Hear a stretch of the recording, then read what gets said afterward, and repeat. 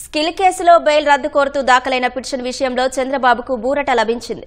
Chandrababu bail రద్దు చేయాలంటూ గత ప్రభుత్వం దాఖలు చేసిన పిటిషన్ను సుప్రీంకోర్టు ధర్మాసనం కొట్టివేసింది.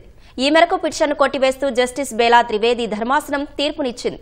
ఈ కేసులో ఇప్పటికే ఛార్జిషీట్ దాఖలు చేశారని రాష్ట్ర ప్రభుత్వం తరపున న్యాయవాది ముకుల్ రోహత్గి వాదనలు వినిపించారు. ఇప్పటికే ఛార్జిషీట్ దాఖలు చేసినందున బెయిల్ రద్దు పిటిషన్ విషయంలో జోక్యం చేసుకోవాల్సిన అవసరం లేదని జస్టిస్ బేలా త్రివేది పేర్కొన్నారు. స్కిల్ డెవలప్మెంట్ కేసు వ్యవహారంలో 2023 నవంబర్లో చంద్రబాబుకు హైకోర్టు బెయిల్ మంజూరు చేసింది. చంద్రబాబు బెయిల్ రద్దు చేయాలంటూ స్వర్ణాంధ్ర పత్రిక విలేకరి బాలగంగాధర్ తిలక్ ఇంటర్ లొకేటరీ అప్లికేషన్ దాఖలు చేశారు.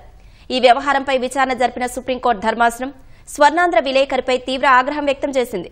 మీరెవరు, మీకేం సంబంధం, పిల్ దాఖలు చేయడానికి మీకున్న అర్హత ఏంటంటూ తీవ్రస్థాయిలో ప్రశ్నలు వేసింది. బెయిల్ వ్యవహారాల్లో థర్డ్ పార్టీ ఎందుకు ఉంటారని పిటిషనర్ను ప్రశ్నించింది.